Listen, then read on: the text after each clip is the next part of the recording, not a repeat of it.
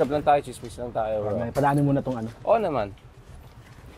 Parang Nandito na tayo sa Tondo County Survey. Yun, di ba? Ang ganda, ayos talaga, bro. Talagang ramdam na ramdam mo eh. Yung... Oo, ano na ito. Nasa heart of Tondo talaga. Tsaka maraming development talaga sa Tondo.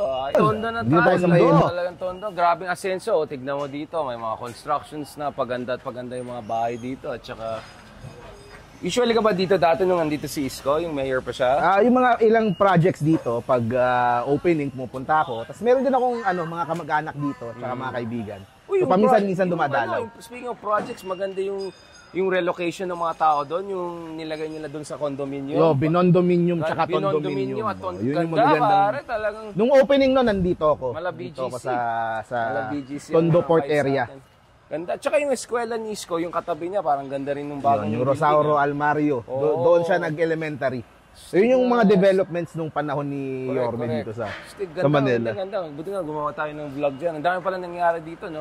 Obviously, medyo mainit-init ang politika ngayon sa Manila, Mark, no? So, of course, you're with Yorme and all of that, but we'll try to be as fair as possible. At least ako. Kidding aside. Gusto ko pa rin pumunta sa Manila City Hall eh. Dapat sana doon tayo next time. Hindi ko alam. Baka naman. Great people, amazing people. But Mark, kamusta yung race? Ano yung, what's the state of the race right now? Base sa datos at saka base sa anecdotal evidence, marites, chismisan on the ground. Yeah, kung i-describe ko yung nangyayari ngayon, emotions are very high. Yun ang the best way to describe. Medyo bardaguls. Oo, kasi it's one big party na nahati. Yung mga nandoon sa side ni Mayora, Lacuna, at nandoon sa side ni Yorme Isko, dating magkakaaliado, dating magkakasama, magkakabanggaan ngayon, magkakaharapan sa eleksyon. And parehong sides, meron silang kompletong slate. So lahat ng mga nasa kabila tatapatan, lahat ng nasa kabila may pantapat. So emotions are high. Emotions are high. At I expect na na talagang medyo Shopee ni Kuya. Talagang dito ba yung house or dito yung delivery? Grabe si galing. Dami pala, nakakailan yung trabaho na yun, sir. Ngayon ko lang nakita, bigla nagkaroon ako ng mahirap pa yung trabaho na yun. Nahilo ako. Okay, balikan natin yung politika. Nakakahilo kasi yung politika, nahuli. So magkakasabihan talaga ng mga di magagandang salita, magkakasakitan. In terms of the mayoralty race, sa taas, yung mga lumalabas na surveys ngayon, medyo mataas. Hindi lang medyo, talagang mataas yung lead ni Isko over dun sa ibang mga tumatakbo, over kay Mayora, tsaka dun sa mga ibang candidates like sila Sam Versosa. So medyo mataas. Rian Ramos, si Congressman Sam Versosa. Yun, no, talaga. Meron pa mga ibang planong tumakbo, sila Naida Angping, Mara Tumundong, yun.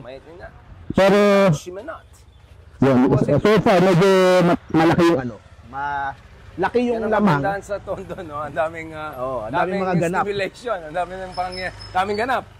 So medyo malayo yung hahabulin nila pagdating kay Isko. And a large part of that is itong sa Tondo. Kasi dito naging konsehal si Yorme Isko. Dito siya lumaki. Marami dito mga kapitbahay niya, nagsitindahan, kasabay siya. At ito talaga yung kanina kasama natin kaklase niya, si Colonel. So ito talaga yung loyal nanonood ng natin, yung mga loyal base ni Yorme dito. And itong District 1 at District 2 na Tondo. Yun ang medyo mahirap habulin. Medyo mahirap habulin. Sabi ko baka mamaya mabubog tayo pag hindi ko sasabihin. Joke lang. Hindi, joke lang. Lalo sa District 1 talagang dito. Alam mo mga solid north, mahirap So very interesting yung race dito sa District 1 sa Tondo. Kasi lalaban yung anak ni Yorme Isko, si Joaquin Dumagoso, is entering councilor ba? Councilors, same age na nung dad niya pumasok. So continuing the legacy na talaga. Yun, tapos yung si Rosmar, yung si thank you pala kay Rosmar, meron tayong libreng yung controversial na si Rosmar, kaibigan ko din yun. So Natako ba yan? Parang hindi na. Hindi ko pa sure, pero umiikot na siya dito. Tapos Wait, si narurumor din. Diwata, dito rin ba sa Hindi, Diwata? taga Pasay, Quezon City. Pero si Boss Toyo, narurumor din dito. Pero hindi pa sure. So, Malakas din si celebrity Boss Toyo. ano talaga, ang daming. Vloggers war to. Vloggers Kaya war. very interesting yung laban sa Manila. Correct. Pero yun nga, so far sa taas, Right. medyo malayo yung lamang na kailangan habulin. Ang mas dikit pa, yung Vice Mayor pababa. Kasi sa Vice Mayor, May pinili na si Isko, Vice si Mayor. Chi Atienza, bunsong oo anak nga ni pala. Lito Yeah, Atienza, yeah, which is yeah. she's a female Right. Nakita ko. broadcaster. Di ba sa basketball? Hindi. Hindi. Sa news. So, news, nag-broadcast siya, television personality. So, in the media world, Pwede. itong si Chi. So medyo celebrity heavy yung nila. Oo. Pero magaling. Pero it's their first time natatakbo sa Manila, sa politics. Oo. Kaya So, medyo mas maganda matuloy din yung labanan mas between her. competitive, yeah. And Yul Servo, na of course Right. galing din sa showbiz. Oo, medyo big. And incumbent vice Talagang mayor. Mala showbiz ang Manila Ayan, politics. tapos trending din siya, nakikita mo yung issue niya doon kay Yan Yan. Right. Oo, Yung SK na ano, so medyo mainit Hindi, din. wait, hindi ko pala alam, sorry. Anong ulit issue yan, yung sa SK? Kasi nung lumipat yung mga konsehal nung nagdeklara na, nung nagsumama na sila kay Isko, so naalisan sila ng mga committee.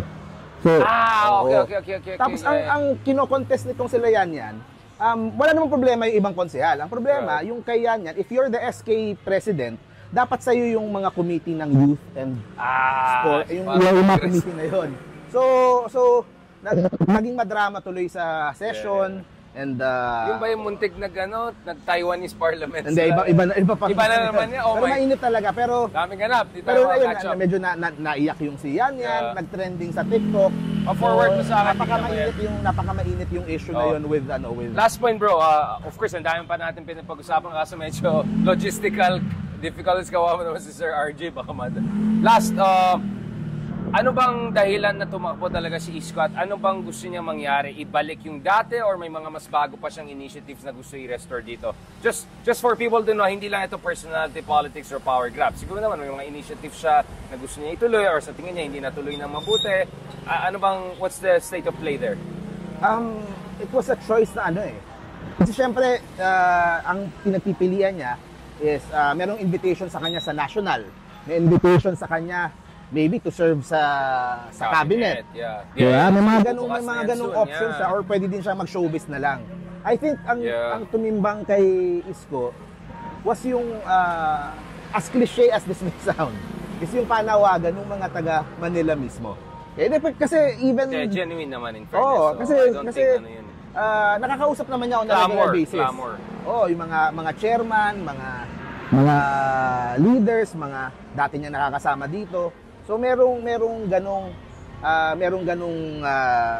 hiling sa kanya na bumalik dito sa Manila. Impulso ng tao. Oo, and at the same time pero malungkot to, medyo magulo. Kaya ako alanganin din ako. I know nahirapan kayo sa issue niyan kasi of course si Mayor Lacuna, aliado, dating Vice Mayor, isang pamilya yan, may kasaysayan ganon. But at the same time, I cannot deny, mukhang may clamor. At least yun na nakikita natin online. I don't think naman na fake yung trolls mo. I think genuine naman talaga. And every time may post tayo about Isko or Manila, ang daming talagang reactions and all of that. But of course, to be fair, maybe I'll get the other side also at some point. But thank you, Mark, for sharing your points of view. I know medyo mainit-init dito, but it's beautiful place. It feels home. It feels good. And my best wishes to people of Manila and Tondo as we get into a very star-studded at exciting elections. Maraming salamat, guys.